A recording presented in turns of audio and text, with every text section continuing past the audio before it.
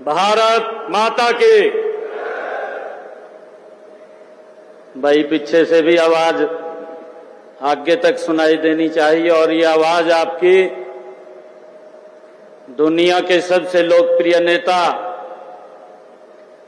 भारत के यशस्वी प्रधानमंत्री नरेंद्र मोदी जी को भी सुनाई देनी चाहिए। और आप ये बीसी समाज की आवाज चंडीगढ़ में भी जानी चाहिए जोरदार जयकारे के साथ।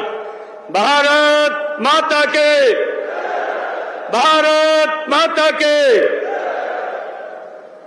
आज हम सबका ये परम सौभाग्य है कि भारत के गृह एवं सहकारिता मंत्री, जिन्होंने भारत की समस्याओं का एक चुटकी भर के अंदर समाधान करने का कार्य किया, चाहे वो धारा 370 है और चाहे भारतीय जनता पार्टी को विश्व की सबसे बड़ी पार्टी बनाने का श्रेय अगर किसी को जाता है, ऐसे यशस्वी नेता आदरणीय अमित शाह जी, आज हम सबको उनका मार्गदर्शन मिलने वाला है। जोरदार ताड़ियों से आदरणीय अमित शाह जी का स्वागत करिए, जोरदार ताड़ियों से और जोरदार ताड़ियों से। आज ओबीसी समाज के जीवन को सरल करने के लिए आज हमारे बीच में पधारे हैं। आप सब की तरफ से, मैं हरियाणा के कोटि कोटि जन की तरफ से आज आदरणीय अमित शाह जी पिछले 18 दिनों में आज दूसरी बार हरियाणा की पवित्र भूमि के ऊपर पधारे हैं। मैं इनका आज इस बाबा जयराम दास की पवित्र भूमि यहां पधारने पर बहुत बहुत स्वागत और धन्यवाद करता हूं। मंच पर विराजमान हमारे प्रदेश के चुनावों के प्रभारी, भारत सरकार में शिक्षा मंत्री आदरणीय धर्मेंद्र प्रधान जी, हमारे भारतीय जनता पार्टी हरियाणा प्रदेश के प्रभारी सतीश पूनिया जी और हमारे सह प्रभारी सुरेंद्र नागर जी, आदरणीय राव इंद्रजीत सिंह जी, भारत सरकार में मंत्री आदरणीय कृष्ण पाल गुर्जर जी और सभी हमारे सांसदगण, सभी हमारे प्रदेश सरकार के मंत्रीगण, सभी हमारे विधायकगण और सभी आज ओबीसी समाज के आज जो आदरणीय अमित शाह जी हम सबको कई सौगातें यहां पर देने के लिए आए हैं। आप सबका मैं इस पवित्र भूमि पर पधारने पर बहुत बहुत स्वागत और धन्यवाद करता हूं। मुझे गर्व है कि आज इतनी बड़ी संख्या में बीसी समाज के हमारे भाई बहन, मैं इस पवित्र भूमि के ऊपर देख करके भाव विभोर हो रहा हूं। ऐसा लग रहा है अपने विशाल कुटुंब के अंदर के बीच में आ गया हूं, अपने परिवार के बीच में। इस समारोह में आप सबका इतनी बड़ी संख्या में भाग लेना इस बात का प्रतीक है कि बीसी समाज हमारी नीतियों और योजनाओं में आदरणीय अमित शाह जी आपके साथ पूर्ण विश्वास करता है। हम आपके इस विश्वास को और भी मजबूत करते रहेंगे, क्योंकि भारतीय जनता पार्टी एकमात्र ऐसी पार्टी है जो पिछड़ा वर्ग समुदाय का सबसे ज्यादा ध्यान रखती है और आपको हर स्तर पर सबसे ज्यादा प्रतिनिधित्व देती है। मुझे ये बड़ा गर्व होता है आप सबके बीच में कहते हुए कि हमारे हरियाणा के 2 सांसदों को जो ओबीसी समाज से आते हैं, भारत सरकार में केंद्रीय मंत्री बनाने का काम वो आपने किया है। हम आपका दिल से धन्यवाद करते हैं। इससे पहले परिवारवादी पार्टियों ने कभी भी पिछड़े दलित समुदाय को आगे बढ़ने नहीं दिया। उन्होंने कभी भी पिछड़े वर्ग को निर्णय लेने का अधिकार नहीं दिया, कभी भी आपका मान सम्मान नहीं बढ़ाया। उसकी मानसिकता पिछड़ा वर्ग एससी विरोधी रही है। परिवारवादी पार्टियों के संरक्षण में सिर्फ उनके नाते रिश्तेदार फलते फूलते रहे हैं। उन्होंने भ्रष्टाचार, भाई भतीजावाद और क्षेत्रवाद को बढ़ावा देने का काम ये किया है। परिवारवाद की मानसिकता के चलते ही कांग्रेस ने कभी भी पिछड़े वर्ग से मुख्यमंत्री नहीं बनने दिया। मैं धन्यवाद करता हूं आदरणीय अमित शाह जी आपका, आदरणीय नरेंद्र मोदी जी का। पहली बार हरियाणा प्रदेश से, एक पिछड़े समाज से, एक गरीब परिवार से आज एक मुख्यमंत्री आपने बनाया है। मैं आपका दिल से धन्यवाद करता हूं। मुझे ये खुशी है कि हम जानते हैं पिछड़े समुदाय में बड़ी संख्या में हाथ से काम करने वाले हमारे कौशल युक्त भाई बहन आते हैं। हमारे मिट्टी के बर्तन बनाने वाले, जेवर गढ़ने वाले, कपड़े सिलने वाले, मूर्ति मकान आदि बनाने वाले सभी साथी पिछड़े वर्गों में ही आते हैं। आपका देश के निर्माण में बड़ा योगदान है। इसी के प्रति कृतज्ञता व्यक्त करते हुए माननीय नरेंद्र मोदी जी ने 17 सितंबर 2023 को प्रधानमंत्री विश्वकर्मा योजना उसकी शुरुआत की, जिसका लाभ हमारे ओबीसी समाज को मिल रहा है। मुझे ये खुशी है कि जब से आप लोगों ने 2014 से इस देश के ऊपर आप लोगों ने जो पिछड़े वर्ग को सम्मान दिया है, मुझे ये गर्व होता है आज पिछड़ा समाज के बीच में बताते हुए कि आदरणीय नरेंद्र मोदी जी जब ओबीसी आयोग का बिल लेकर के आए, भाइयों कांग्रेस पार्टी ने उसका विरोध किया और कांग्रेस पार्टी लगातार उस सोच के आधार के ऊपर काम करती रही कि पिछड़े को एक वोट बैंक के इस्तेमाल में किया जाए, उसको अधिकार न दिए जाए। परंतु ये अधिकार आपने ओबीसी समाज के सुरक्षित भी किए हैं और अधिकारों को देने का काम भी ओबीसी समाज को आपने किया है। मैं आपका आज इस हरियाणा की भूमि के ऊपर बहुत बहुत स्वागत करता हूं और मुझे इस बात की खुशी है कि जब से ओबीसी आयोग बना है, ओबीसी आयोग को आपने संवैधानिक शक्तियां दी हैं। आज हमारे ओबीसी समाज के बच्चों को चाहे केंद्रीय विद्यालय है, नवोदय विद्यालय है, सैनिक स्कूल है, एमबीबीएस के अंदर है, हमारे बच्चे आज उसमें एडमिशन ले रहे हैं। ये आपकी नीतियों का परिणाम है। मैं दिल से धन्यवाद करता हूं आपका। आप आज हम सब के बीच में आए हैं।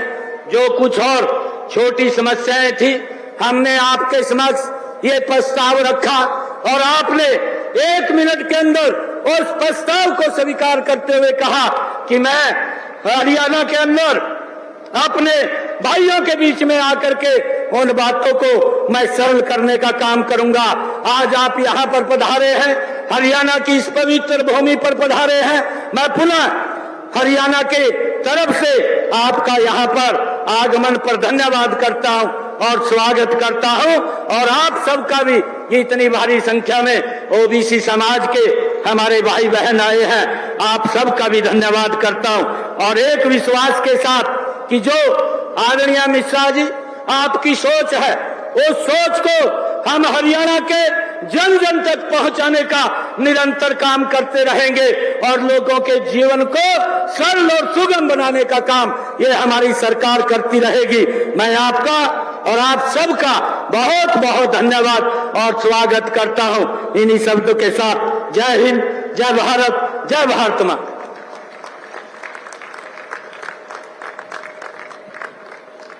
बहुत बहुत आभार माननीय मुख्यमंत्री हरियाणा श्री नायब सिंह सैनी जी का। देवियों सज्जनों, राष्ट्र प्रथम की सोच को जीवन में धारण करने वाले, सहकार से समृद्धि की सोच को साकार करने वाले इस देश के यशस्वी गृह एवं सहकारिता मंत्री श्री अमित शाह जी से निवेदन आप सबकी तरफ से कि इस अवसर पर आपकी करतल ध्वनि के साथ ये निवेदन हम उनसे करेंगे कि इस अवसर पर अपने संबोधन से एक नई ऊर्जा का संचार करें, हम सबका मार्गदर्शन करें, भविष्य के सपनों को साकार करने की हम सबको ऊर्जा दें। माननीय श्री अमित शाह जी।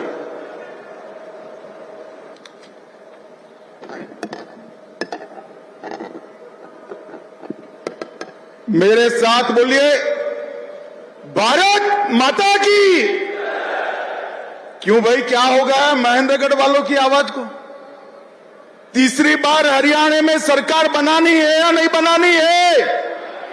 अरे जोर से बोलो, बनानी है या नहीं बनानी है? हरियाणा को देश का नंबर 1 राज्य बनाना है या नहीं बनाना है? तो ऐसी आवाज नहीं चलती।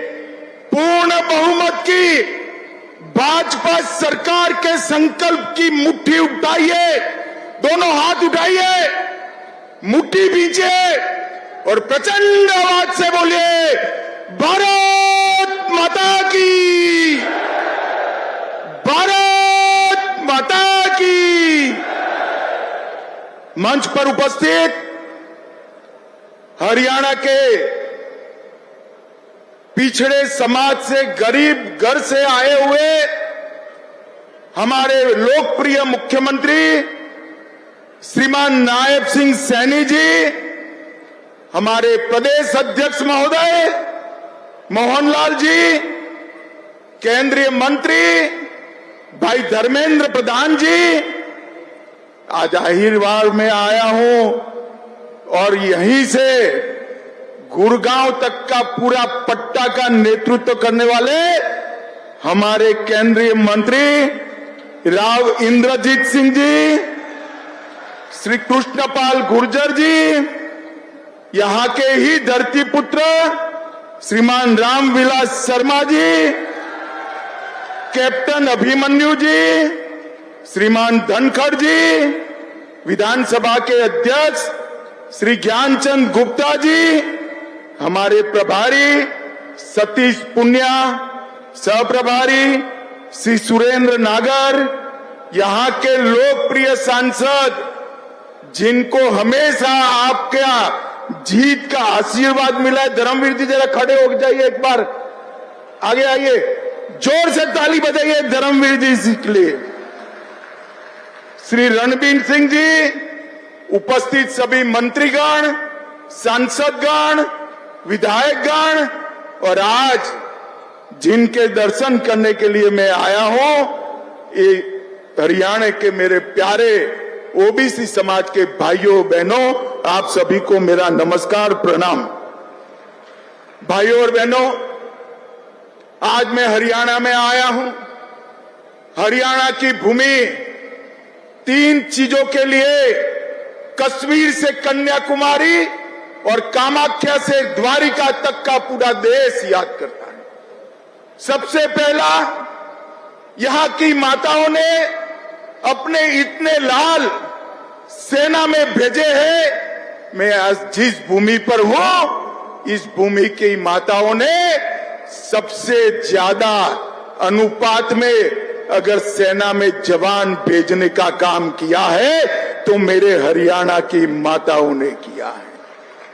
खेल के मैदानों में देश जब तालिका देखता है तो मेडल तो हरियाणा भारत के नाम पे आते हैं, मगर इसके नीचे जाते हैं तो भारत को जो 10 मेडल मिलते हैं उसमें से 7 मेडल मेरा हरियाणा का धाकड़ लेकर आता है।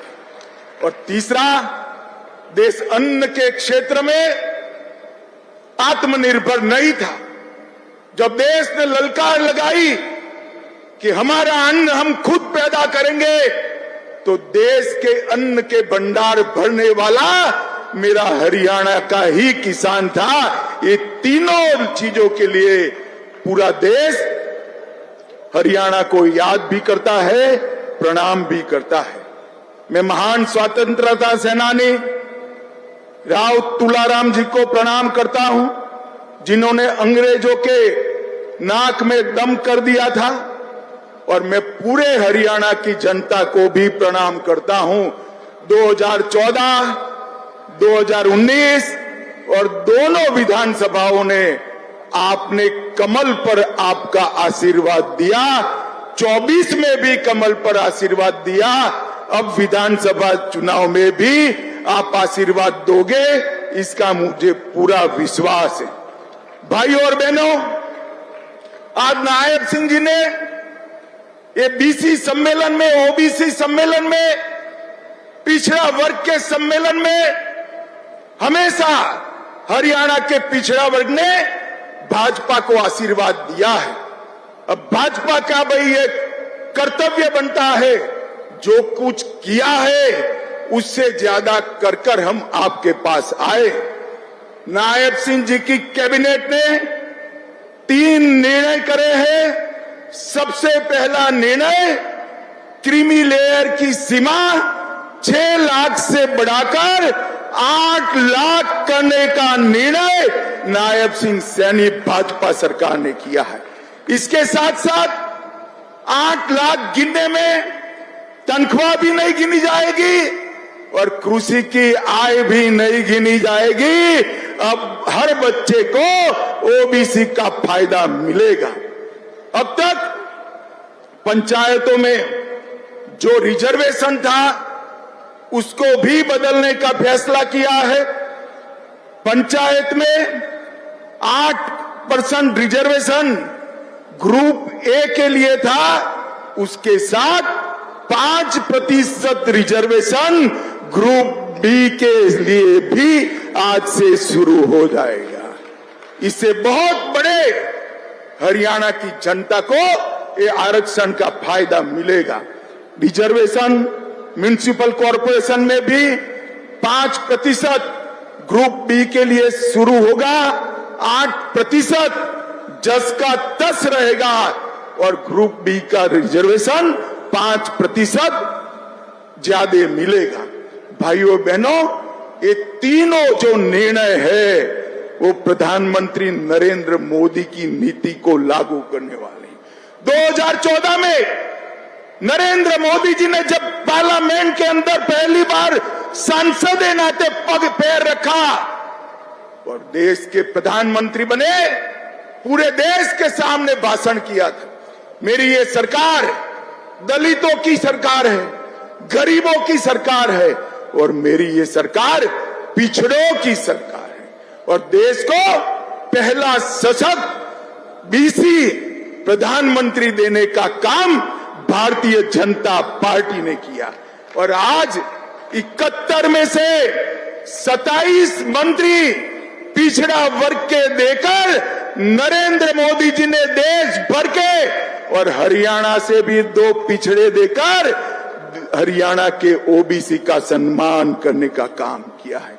भाइयों और बहनों, मैं यहां आया हूं तब हुड्डा साहब को जरूर कहना चाहता हूं, हुड्डा साहब, चुनाव आता है तब बीसी बीसी बीसी बीसी की माला जपते हो।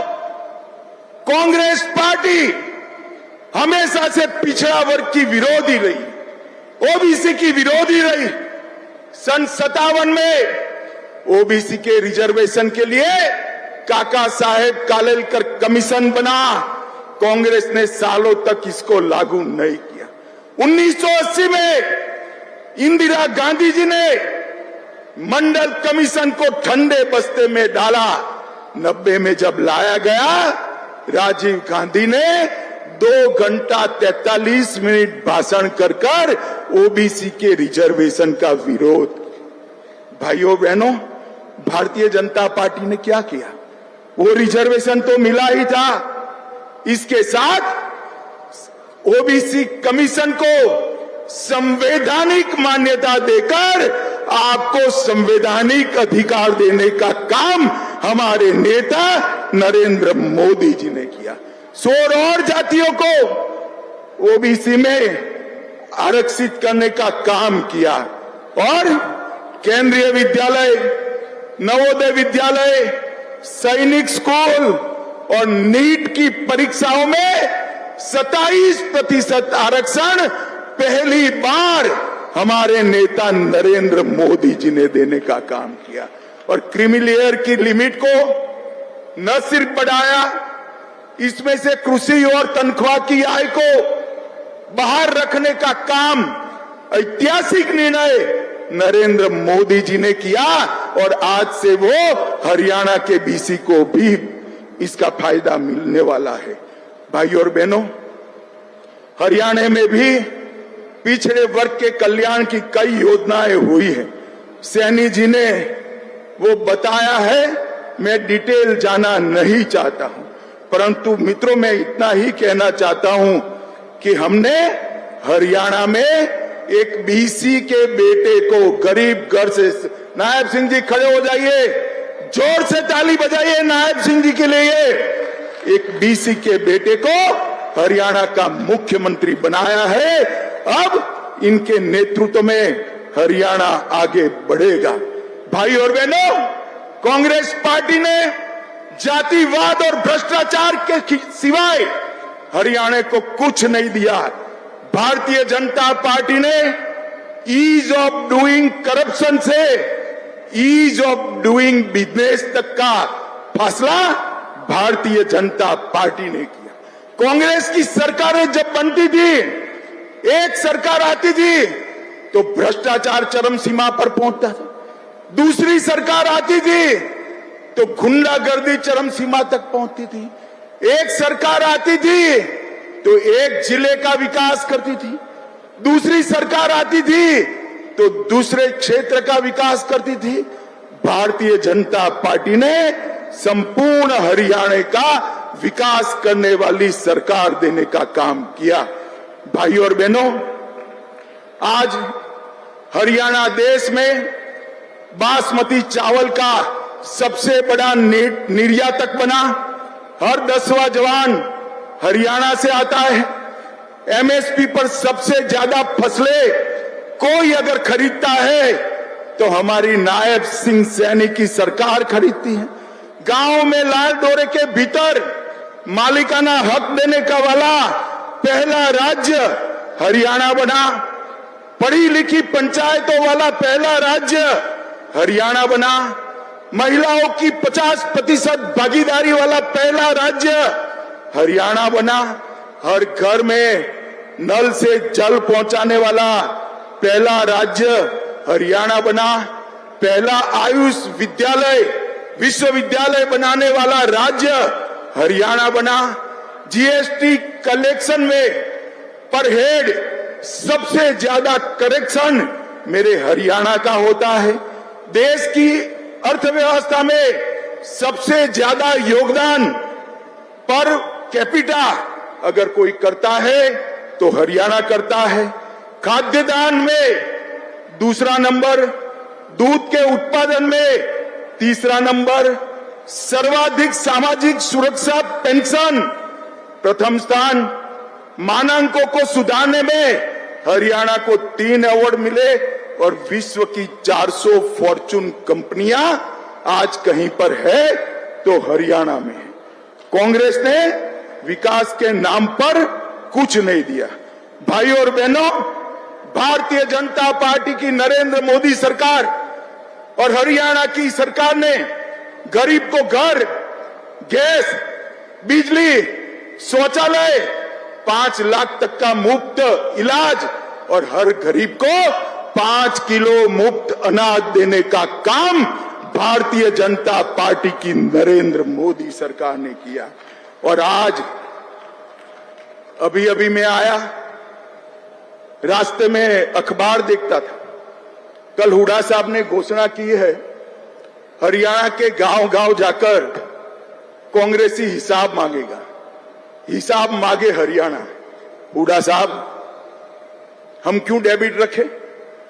मैं तो हिसाब लेकर आया हूं और यहां से चुनौती देता हूं हुड्डा साहब, हमारे 10 साल और आपके 10 साल का हिसाब लेकर हरियाणा की जनता के पास जाइए।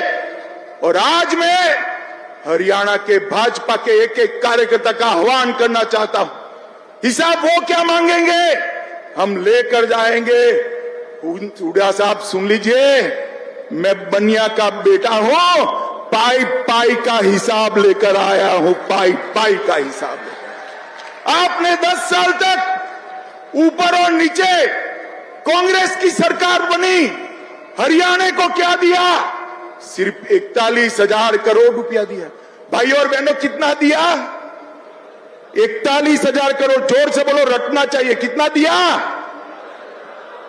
और नरेंद्र मोदी और मनोहर लाल की सरकार 10 साल चली, इन्होंने 259 लाख करोड़ रुपया देने का काम नरेंद्र मोदी सरकार ने। आपसे 6 गुना पैसा हरियाणा को देने का नरेंद्र मोदी जी ने काम किया है। आप हिसाब लेकर आइए, एक चौराहा तय करिए। हमारे मुख्यमंत्री को आने की जरूरत नहीं है। हमारा युवा मोर्चा का प्रदेश अध्यक्ष आकर आपसे 2-2 हाथ करने के लिए तैयार है। आप क्या हिसाब मांग? आप हिसाब दे सकते हो नौकरियों में करप्शन का, आप हिसाब दे सकते हो जातिवाद फैलाने का, आप हिसाब दे सकते हो पिछड़ा वर्ग को न्याय करने का, आप हिसाब दे सकते हो परिवारवाद का, विकास का हिसाब नहीं दे सकते। ये 10 साल में हरियाणा में 12 एक्सप्रेसवे बनाए, हर राज्य में हर जिला राष्ट्रीय राजमार्ग से जोड़ा, गुरुग्राम सिकंदरपुर बदरपुर से मेट्रो रेल शुरू हुई, हिसार में पहला एयरपोर्ट बना, 750 बेड का, रेवाड़ी में एम्स बना, IIT दिल्ली का झज्जर में कैंपस स्थापित किया और 2000 करोड़ से बाड़सा गांव में सबसे बड़ा कैंसर संस्थान बनाने का काम भारतीय जनता पार्टी ने किया है। और भाइयों बहनों, मैं आज यहां से मंच पर से भाजपा के एक एक कार्यकर्ता को और मेरे बीसी समाज के एक एक नागरिक का आह्वान करना चाहता हूं। भाजपा के पास हर गांव में कितना हिसाब है हमारे पास कि हर गांव में कितने खर्च किए ये 10 साल में। मैं सिर्फ उदाहरण के लिए 5 गांव का नाम पढ़ता हूं और अमाउंट बोलता हूं। मेरे पास 6225 6225 पंचायतों का हिसाब है। पहले ब्राह्मण माजरा 20 करोड़, जोर थे ताली बजाना भाई। ब्राह्मण माजरा पंचायत में 20 करोड़ रुपया भाजपा ने खर्च किया। कलिंगा गांव में 18 करोड़ रुपया खर्च किया। ती गांव में 85 करोड़ रुपया खर्च किया। कोरियावास में 517 करोड़ रुपया खर्च किया। आसन कला में 24 करोड़ और खारिया में 22 करोड़ खर्च किया है। मेरे पास हुड्डा साहब आने का हिसाब है। हमारे कार्यकर्ता 6225 की 25 पंचायतों में जाएंगे और हरियाणा की जनता को हिसाब देंगे।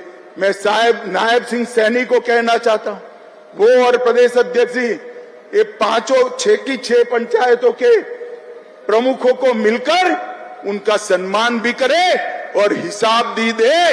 हुड्डा साहब, हिसाब आपको देना है 10 साल के कुशासन का, 10 साल के बीसी के अन्याय का, 10 साल हरियाणा को विकास से महरूम रखने का। आपने हर घर में गैस नहीं पहुंचाया, हमने पहुंचाया। आपने हर घर में बिजली नहीं पहुंचाई, हमने पहुंचाया। आपने हर गांव में टॉयलेट नहीं पहुंचाया, हमने पहुंचाया। आपने हर गांव में पीने का पानी नहीं पहुंचाया, हमने पहुंचाया। और मैं आज भारतीय जनता पार्टी के लाखों कार्यकर्ता और हरियाणा की जनता को देख कहकर जाता हूं, इस सामने जो दीवार है उस पर लिखा हुआ मैं पढ़ पाता हूं, हरियाणा के चुनाव में तीसरी बार भारतीय जनता पार्टी की पूर्ण बहुमत की सरकार बनने जा रही है। और हुड्डा साहब, मैदान में आइए, आंकड़ों के साथ आइए। आप क्या हिसाब मांगोगे? हिसाब तो हम देंगे आपको, और आपसे हिसाब, कांग्रेस से हिसाब हरियाणा की जनता मांगेगी, मेरे बीसी समाज के भाई मांगे। भाइयों बहनों, कर्नाटक में बीसी का रिजर्वेशन छीनकर मुसलमानों को रिजर्वेशन देने का, यहां पर भी आएंगे तो यही होगा। मैं आप सभी को आश्वस्त करना चाहता हूं, हम मुस्लिम रिजर्वेशन हरियाणा में हमारे प्राणांत से भी नहीं होने देंगे। बीसी के हक की हम संरक्षण करें। भाइयों बहनों, आज मुख्यमंत्री जी यहां बैठे, मैं सैनी जी को ढंग से जानता हूं। एक ऐसा आदमी है कि जो मुख्यमंत्री बनकर भी मुख्यमंत्री नहीं बना है। ये सीएम तो बना है मगर चीफ मिनिस्टर नहीं बना है।